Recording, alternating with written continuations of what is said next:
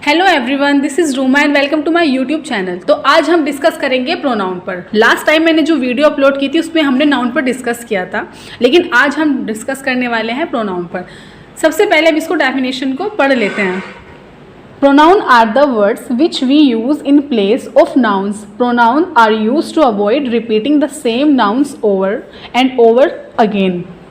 अब इसमें क्या होता है कि मैंने आपको बताया था कि एवरीथिंग इज नाउन, सब कुछ नाउन है, लेकिन नाउन से हम बचने के लिए जिस वर्ड्स का यूज़ करते हैं या नाउन की जगह पर जिस शब्द का हम यूज़ करते हैं वो होता है हमारा प्रोनाउन। एग्जाम्पल में आप समझ लीजिए, जैसे कि Ram is a good boy, Ram एक अच्छा लड़का है। राम इज़ अ स्टूडेंट, वो है एक विद्यार्थी, यानी कि राम एक विद्यार्थी है। Ram goes to school, Ram school जाता है। अब हम सामने वाले से जब बात करते हैं तो हम राम के बारे में जैसे कि बता रहे हैं कि राम अच्छा लड़का है, वो विद्यार्थी है। अब हम बार बार ये बोलते रहेंगे कि राम अच्छा लड़का है, राम एक विद्यार्थी है, राम स्कूल जाता है, तो सामने वाला इरिटेट हो जाता है कि भाई जब उसके माइंड में सेट हो गया है कि भाई राम के बारे में बात चल रही है तो वो समझ जाएगा। तो अब राम से बचने के लिए तो हमने जो इसका यानी कि ही का यूज़ किया है, यही हमारा प्रोनाउन है। तो यहाँ पर हमने क्या यूज़ किया, ही लाइक्स चॉकलेट, यानी उसे चॉकलेट पसंद है। तो ये होता है हमारा प्रोनाउन। प्रोनाउन काफ़ी सारे होते हैं, we, he, she, you, they, myself, ये सब प्रोनाउन के अंदर आता है। There are different types of pronoun. सबसे पहले आपका आता है personal pronoun. A pronoun that stands for a person और a thing is called a personal pronoun. यानी कि भाई कोई भी पर्सन है, कोई भी चीज़ है, तो वो सब आपका पर्सनल प्रोनाउन के अंदर आता है। Personal pronoun can be used as, first आता है आपका सब्जेक्टिव प्रोनाउन, सेकंड आता है आपका ऑब्जेक्टिव प्रोनाउन। तो सबसे पहले आप एग्जाम्पल में समझिए, जैसे कि grandmother gave the book to Rekha. अब इसमें जो हमारी ग्रैंड मदर है वो हमारी क्या है, सब्जेक्ट है, यानी कि जो दादी माँ है उन्होंने रेखा को एक बुक दी, और यहाँ पर जो रेखा है वो हमारी ऑब्जेक्ट है। तो सबसे पहले हम इसको सब्जेक्टिव केस में ही बनाते हैं। She gave the book to Rekha, तो हमने ग्रैंड मदर की जगह जो शी यूज़ करा है ये हमारा है सब्जेक्ट। ऑब्जेक्ट में हम देखते हैं इसको कि grandmother gave the book to her. अब हमने ग्रैंड मदर को ऐसे ही लिखा, लेकिन हमने ऑब्जेक्टिव केस बनाया है तो हमने रेखा का हर कर दिया, तो यहाँ पर ये ऑब्जेक्ट बन गया। अब मैंने एक टेबल तैयार की है, अगर आप इसको अच्छे से लर्न कर लोगे तो आपको बहुत हेल्प मिलेगी ग्रामर में। सबसे पहले हम सब्जेक्ट पर ध्यान देते हैं। सब्जेक्ट मीन्स काम को करने वाला, दूसरे शब्दों में इसको डूअर भी बोलते हैं। डूअर यानी कि DO डू मतलब करना, और ER हमने ऐड कर दिया यानी कि काम को करने वाला। जैसे कि मान लो मैं एग्जांपल देती हूँ आपको, सिंगर, सिंग होता है गाना गाना, हम उसमें ER ऐड कर देते हैं यानी कि गाना गाने वाला। डांस नाचना, और हमने उसमें ER ऐड कर दिया यानी कि डांसर नाचने वाला। तो इस तरह से हमारे डूअर बनते हैं। डूअर हमारे काफ़ी सारे होते हैं, आई, यू, ही, शी, वी, दे, यानी कि आई मीन्स मैं, यू तुम, ही लड़का, शी लड़की, वी हम सब, या दे वे लोग। बात आती है पॉजेसिव केस पर। पॉजेसिव केस का आप पहले मीन समझिए कि भाई होता क्या है। पॉजेसिव यानी जिस पर हमारा अधिकार है, जिस पर अपना हक जमाते हैं, जमा सकते हैं, तो इस तरह से वो पॉजेसिव केस होता है। तो जैसे कि मैं आपको एग्जांपल देती हूँ भाई कि मेरा पेन है, या ये तुम्हारा पेन है, या इस लड़के का पेन है, लड़की का पेन, हम इस तरह से बोलते हैं। तो मैं बोलूँ कि भाई मेरा पेन है यानी कि माई पेन, तुम्हारा पेन है योर पेन, लड़के का पेन है हिज पेन, लड़की का पेन है हर पेन, हमारा पेन है यानी कि अवर पेन, और उन लोगों का पेन है देयर पेन। तो ये होता है पॉजेसिव केस। अपने के लिए हम पॉजेसिव केस का यूज़ करते हैं। बात आती है हमारे ऑब्जेक्टिव केस। अब एक एग्जांपल देती हूँ मैं आपको, जैसे कि एक सेंटेंस सुनिए। जब हम कोई भी सेंटेंस बोलते हैं, यानी एक सेंटेंस में अगर दो पर्सन आते हैं, जैसे कि मैं तुमसे बात कर रही हूँ, अब पहले कौन आ रहा है, मैं, यानी कि सब्जेक्ट मैं हूँ, और बाद में कौन आ रहा है, तुमसे, यानी कि यू आ रहा है। तो सेंटेंस बनेगा I am talking to you. तो पहले हमने सब्जेक्ट यानी कि आई को ऐसे ही लिख दिया, और जो हमारा ऑब्जेक्ट है वो हमारा यू ऐसे ही आ गया।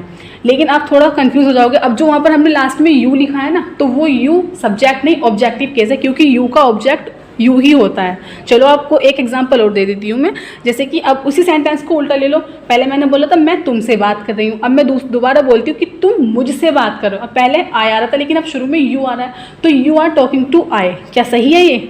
नहीं, बिल्कुल गलत है। अगर हम लिखेंगे ना कि तुम मुझसे बात करो, तो you are talking to me.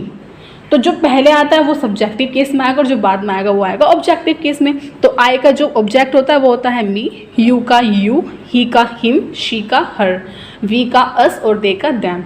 तो ये आप टेबल अच्छे से पढ़ लेना। ओके, बात करते हैं। आप पहले एग्जाम्पल और देख लीजिए आप, जैसे कि सब्जेक्ट जो प्रोनाउन है, आई ईट मैंगोज, यानी कि मैं आम खाता हूँ। तो यहाँ पर जो आई है ये हमारा क्या है, ये हमारा सब्जेक्ट है। दे आर प्लेइंग, वे खेल रहे हैं, तो यहाँ पर जो दे है ये हमारा सब्जेक्ट है। ही राइट्स अ पोएम, यहाँ जो ही है ये हमारा सब्जेक्ट है।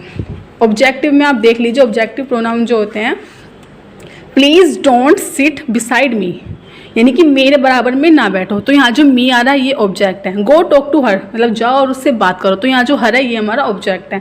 डोंट लुक एट देम, यानी कि उनकी तरफ ना देखो, तो देम जो है ये हमारा ऑब्जेक्ट है। ओके, सेकंड आता है हमारा इंटेरोगेटिव प्रोनाउन। भाई बहुत सिंपल है, जहाँ पर हम क्वेश्चन करते हैं वहाँ पर हमारा मतलब वो इंटेरोगेटिव प्रोनाउन होते हैं। इसमें जो आते हैं वो होते हैं who, whom, which, what, whomever, whichever, whatever, ये सब इंटेरोगेटिव के अंदर आते हैं।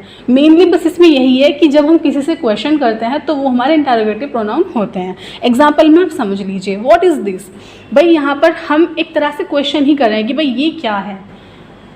मान लीजिए अगर हम यहाँ पर व्हाट की जगह किसी का नाम लिखते हैं कि मतलब नाउन लिखते हैं, तो इस तरह से वो हमारा फिर इंटेरोगेटिव नहीं होता।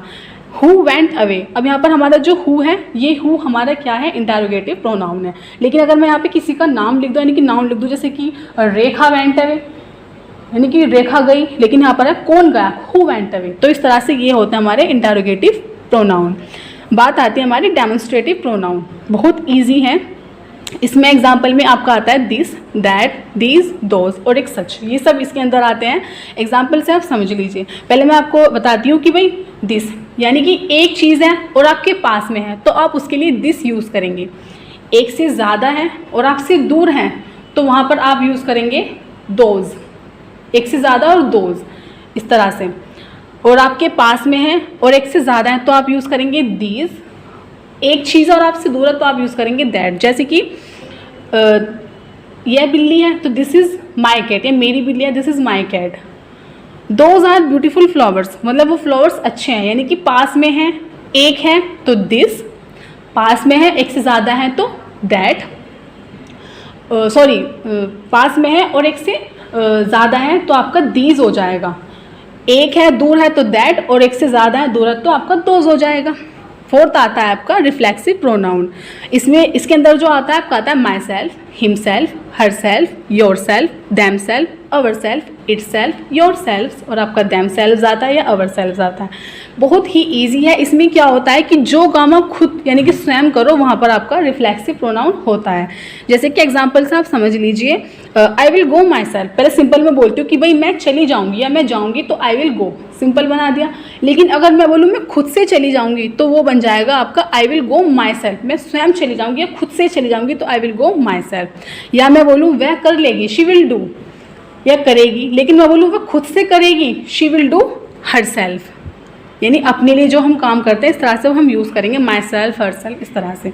फिफ्थ नंबर पे आपका आता है relative pronoun, use to connect a clause और फ्रेज। बहुत ही इसमें भी इजी होता है, मतलब इसमें यही क्वेश्चन वर्ड आते हैं हु, हुम, हुएवर, हुमेवर, दैट, ये सब इसके अंदर आते हैं। अगर ये वर्ड्स स्टार्टिंग में आता है वो इंटेरोगेटिव बन जाता है, क्वेश्चन मार्क आ जाता है। लेकिन ये वर्ड्स अगर किसी सेंटेंस के बीच में आए यानी कि क्लोजेस जोड़े, तो वहाँ पर आपका ये रिलेटिव होता है। एग्जाम्पल में आप समझिए, the girl who came here is my sister. अगर ये वर्ड हु स्टार्टिंग में आता तो आपका इंटेरोगेटिव होता, लेकिन ये क्या आ रहा है, नाउन के तुरंत बाद आ रहा है, यानी कि ये रिलेशन बता रहा है। तो the girl who came here is my sister, यानी कि जो ये लड़की है ये जो लड़की यहाँ पर आई है ये मेरी बहन है, यानी एक रिलेशन बता रहा है ये। लास्ट आपका आता है चलो एक एग्जांपल और ले लीजिए, this is the book which you gave me, ये वह बुक है जो तुमने मुझे दी थी, यानी कि जो विच यू गेव मी ये भी एक रिलेशन बता रहा है कि ये वह बुक है जो तुमने मुझे दी थी। ओके, लास्ट आपका आता है इंडेफिनिट प्रोनाउन।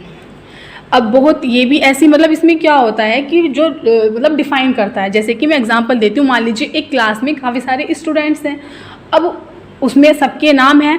अब आप सभी की बात कर रहे हो, किसी को बता रहे हो कि भाई ये ऐसा है, मतलब हमारे स्टूडेंट मतलब सब ऐसे हैं, तो सब आप सबके नाम लोगे, राम, रेखा, सीता, गीता, रमेश, महेश।